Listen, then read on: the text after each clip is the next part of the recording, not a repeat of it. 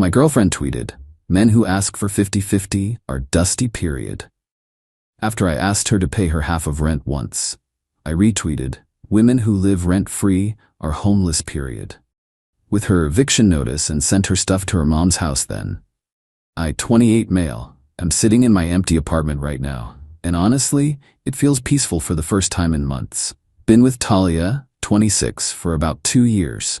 She moved in with me 8 months ago. When she first brought up moving in together, I was pumped. We'd been dating long enough, spent most nights together anyway, and I genuinely thought this was the next step towards something real. Here's the setup.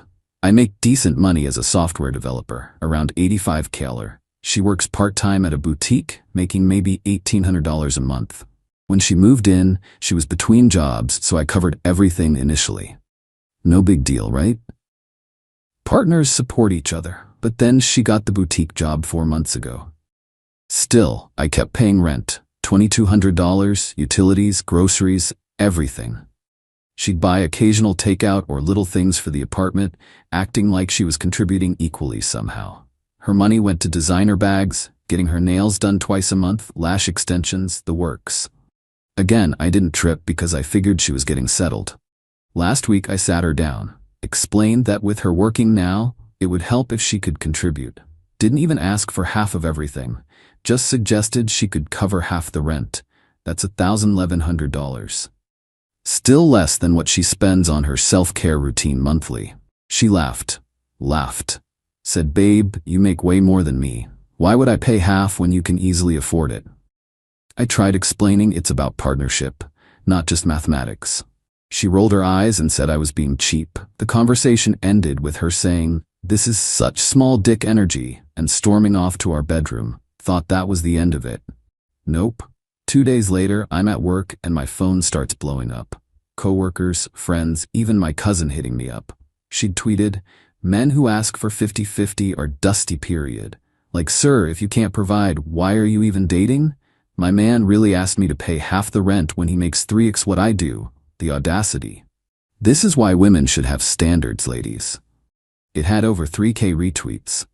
The comments were brutal. Random women calling me broke, saying I didn't deserve her, that real men don't ask women to pay bills. Some dudes defending the 50-50 thing, but they were getting roasted too. Here's where I probably went too far, but I was done. I screenshot her tweet. Then I went to our apartment's management office during lunch, explained she wasn't on the lease, and I needed to give her notice. They said since she'd been there over 30 days, I needed to give her 30 days written notice. Perfect. Went back to work, made my own tweet. "Women who live rent-free are homeless, period." Attached her original tweet and a photo of the 30-day notice to vacate. Then I spent my afternoon packing her stuff. Every designer bag, every makeup palette, every single thing. Loaded it all in my car. Drove to her mom's house. She'd taken me there for dinner a few times. Her mom, Denise, answered looking confused. "Hey, Miss D, Talia's gonna be staying with you for a while. Here's her stuff." Started unloading boxes on the porch. Denise was asking what happened, but I just kept it moving. Took 6 trips. The whole time she's calling Talia, who's probably still at work. By the time I got home, my retweet had gone nuclear. 18K retweets and climbing. My DMs were flooded. Some calling me a king, others saying I was bitter and broke. Didn't matter. Felt good to match her energy. Talia came home around 7 p.m. I was on the couch eating Chinese food, watching Netflix like nothing happened. "What the F is wrong with you?" she screamed. "You put our business on Twitter? You took my stuff to my mother's house?" "Just matching your energy, babe. Thought we were sharing our relationship updates publicly now." She tried to snatch the remote. I moved it. "You're mad petty for this. Over rent? I made you look good. I defended you. You called me dusty." "Because you are, if you're pressed about splitting bills." I stood up, walked to the kitchen. "Your notice is on the counter. You got 30 days, but your stuff's already at your mom's. Door's open if you want to leave now." The next 2 hours were a lot. Crying, yelling, her calling me every name possible.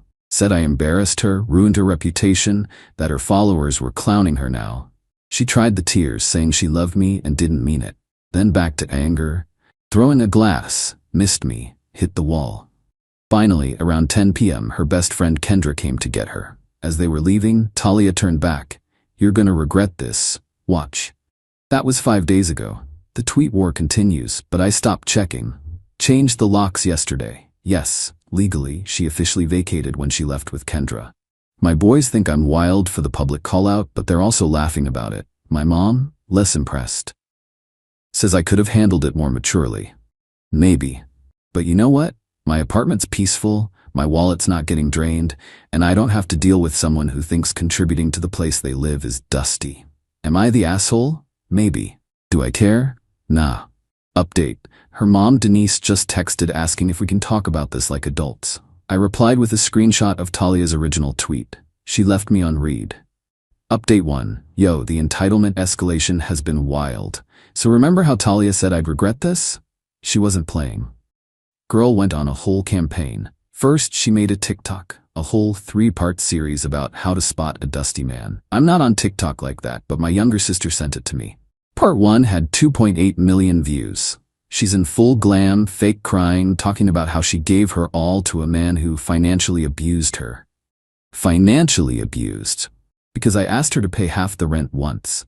The comments were insane. Women sharing their own dusty man stories, offering her Cash App donations, saying she deserved better. She started a whole hashtag, "Dust bunnies don't deserve dimes." By part 3, she's showing receipts, screenshots of our texts but conveniently edited. Like she'd show me saying you need to pay half the rent, but cut out her response calling me broke. Show her saying I buy groceries sometimes, but not the part where I calculated she'd spent $87 on groceries in 4 months, while I spent $400 plus monthly. But here's where it gets good. She started a GoFundMe, I kid you not. Help me rebuild after financial abuse. Goal, $10,000. The description was a novel about how I trapped her, made her dependent, then kicked her out with nowhere to go. Like her mom's 4-bedroom house in the suburbs is a homeless shelter. She raised $3,200 in 2 days. Meanwhile, I'm just living life. Meal prepping on Sundays without someone eating all my food, then complaining I don't take her out enough. Actually saved $600 this week alone between not paying for her lifestyle and cooking at home. Then Thursday happened. I'm at work, in a meeting, when our receptionist knocks. Says there's a delivery that requires my signature. I'm thinking it's the new monitors I ordered. Nope, process server, I'm being sued. This girl really got a lawyer. She's suing me for illegal eviction, emotional distress, and damage to reputation. Asking for $50,000 in damages plus her stuff back that I already gave to her mom. I left work early, called my buddy who's a lawyer. He read through it, started laughing. Bro, she has no case. She wasn't on the lease, you gave proper notice, and she voluntarily left. The reputation damage, she did that herself with the original tweet. This is intimidation tactics. But I still gotta respond, which means lawyer fees. Cool. More money spent because she couldn't pay $1,100 in rent. That night, I'm grocery shopping and I run into her coworker from the boutique, Mara. She stops me looking uncomfortable. Hey, just thought you should know. Talia got fired yesterday. Apparently, the boutique owner saw all the TikToks where Talia was crying about being broke but wearing $3,000 worth of designer that she definitely couldn't afford on boutique wages. Started questioning if inventory was missing. Talia couldn't explain how she had certain items. Got fired on the spot. So now she's unemployed, living with mom, and suing me for $50 she's definitely not getting. But she wasn't done. Friday afternoon, she shows up at my job. Full makeup, designer outfit. Making a scene in the lobby. Security won't let her up, but she's loud enough that everyone can hear. Tell him I need to talk to him. He can't just throw me away like trash. My manager had to go down and threaten to call the police. She left, but not before taking selfies in our lobby, posting them with them. Had to confront my abuser at his job since he won't answer my calls. Pray for me. My company has a social media policy. HR called me in Monday morning. I had to explain the whole situation, show them the tweets, the lawsuit, everything. They're understanding, but warned me if she shows up again, they'll have to take action. She's really trying to get me fired over rent. The GoFundMe is now at $5,400. She's posting daily updates about her journey to healing. Posted a picture of a therapy session. Who takes pics at therapy? Caption: Healing from financial trauma isn't easy, but I'm trying. Meanwhile, her mom Denise texts me again. This time, she's really struggling. Can't you just let her come back until she finds a place? I responded, she can use some of that GoFundMe money for a deposit. Best of luck. Blocked. My lawyer friend says the lawsuit will likely be dismissed, but I still need to formally respond. That's $2,000 retainer. So her living rent-free is now actively costing me money. But you know what? Still worth it. My place is clean, my bank account is recovering, and I don't have to hear that small dick energy every time I suggest financial responsibility. Her latest TikTok, day 12 of rebuilding after abuse. She's at a spa, getting a massage with donation money, while suing me for making her homeless. The entitlement is astronomical. We'll update after court. This is far from over. Update 2. This is going to be a long one because the layers of audacity I can't even. So remember the lawsuit? My lawyer filed a countersuit. Defamation, harassment, and interference with business relations. See, when you make 47 TikToks calling someone an abuser and show up at their job, that's actually legally actionable. Who knew? The GoFundMe hit $8,700 before it got interesting. Someone in the comments started asking questions, like why was she wearing a new Cartier bracelet in her healing journey videos if she was so broke? Why was she at Nobu? She tagged the location if she couldn't afford rent. Turns out, one of the donors was an actual investigative journalist doing a piece on fake GoFundMe campaigns. She donated $20 just to get access to the donor updates. This queen really dug. Found Talia's LinkedIn showing she'd actually been working 2 jobs, the boutique and freelance social media management, making closer to $4K monthly. Found her Depop, where she was selling gently used designer items that looked suspiciously like the missing inventory from the boutique. The journalist DM'd me for comment. I just sent her the full text conversation where I asked for rent contributions and Talia's responses, unedited. The article dropped last Tuesday. GoFundMe grifter? Woman raises thousands claiming abuse after boyfriend asks her to pay rent. GoFundMe shut her campaign down within 24 hours. Refunded all donations. The meltdown on her Instagram stories was epic. Crying in her car, a 2019 BMW BBDO that I now know her dad pays for, screaming about haters and misogyny. But wait, there's more. Remember Kendra, the best friend who picked her up? She reached out to me. We met for coffee, and baby, the tea she spilled. Apparently, Talia's been doing this for years. This is her 3rd abusive ex GoFundMe.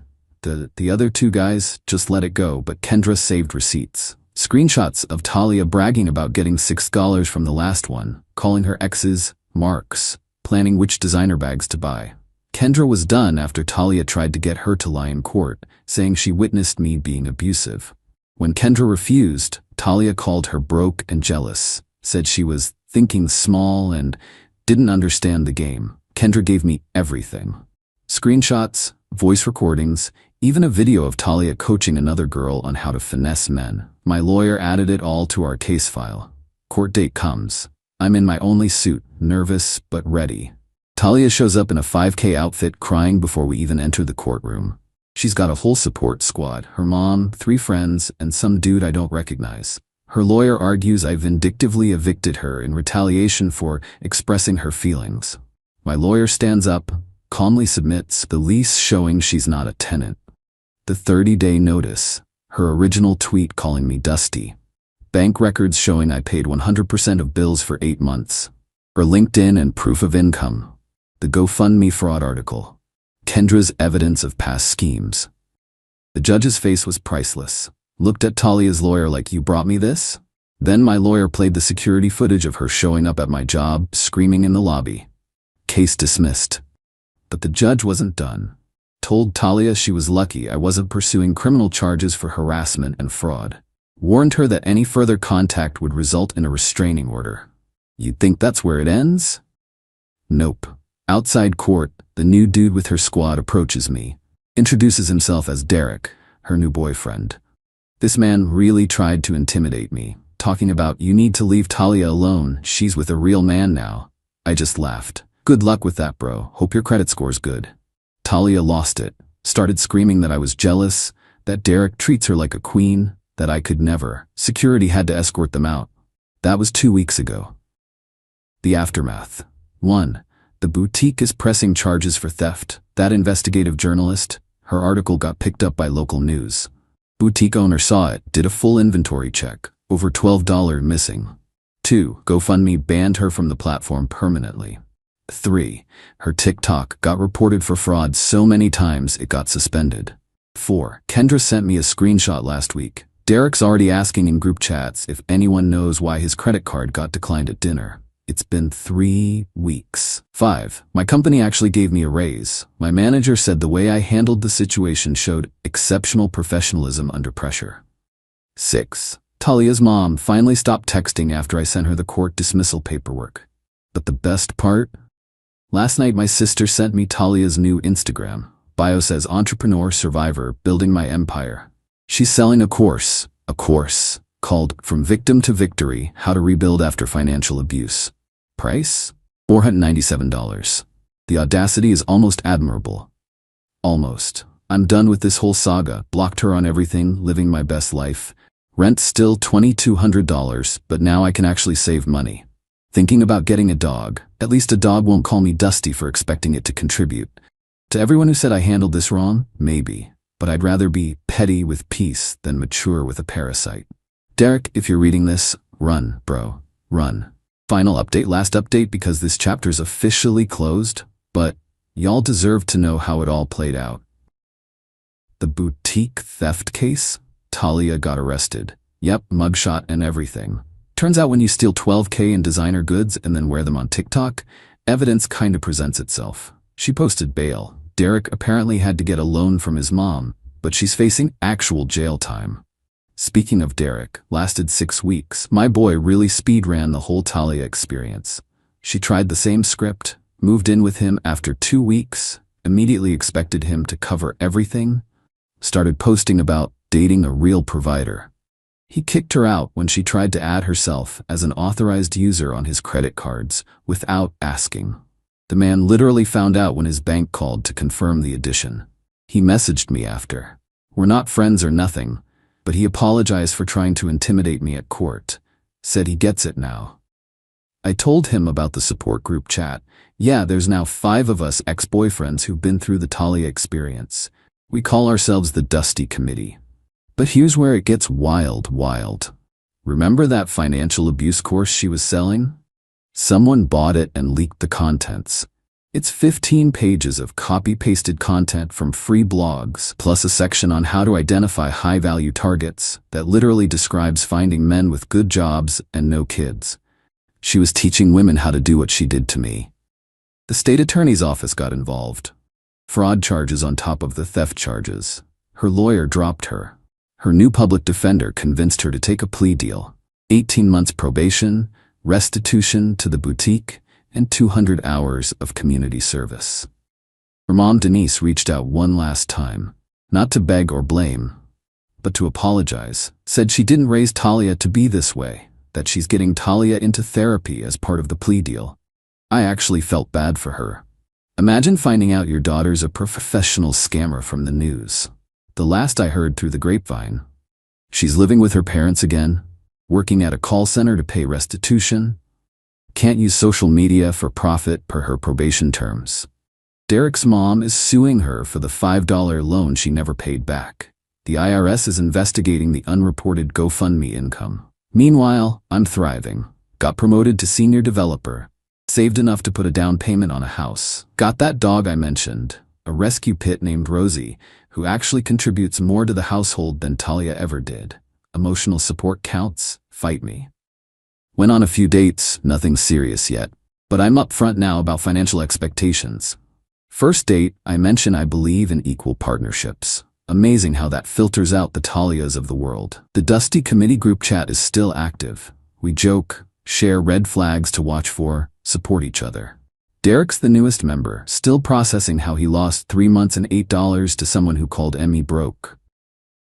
Last week, I'm at a coffee shop and see a familiar face. Mara, the old coworker who told me Talia got fired. We chatted and she told me something hilarious. Apparently, right before getting arrested, Talia tried to start another GoFundMe, this time claiming she was being persecuted for being a successful woman. It raised $32 before being reported and removed. You know what's crazy? If she'd just paid the $1,100 rent, none of this would have happened. She'd still be living in my apartment, still have her job, wouldn't have a criminal record. But nah, she had to tweet about dusty men and start a whole movement. I don't hate her. Honestly, I'm grateful. She showed me exactly what I don't want in a partner. Taught me to value peace over appearances, and gave me one hell of a story.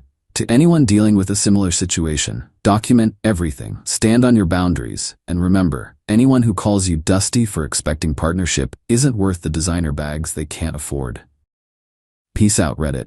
The Dusty King is signing off. P.S. That original tweet? Still up, 47K retweets now. The comments are comedy gold since everyone knows how it ended. Someone edited her mugshot under it with dusty men 1, homeless women 0, and I actually laughed. PPS, Rosie says woof, which contributes more to our household than this is small dick energy ever did.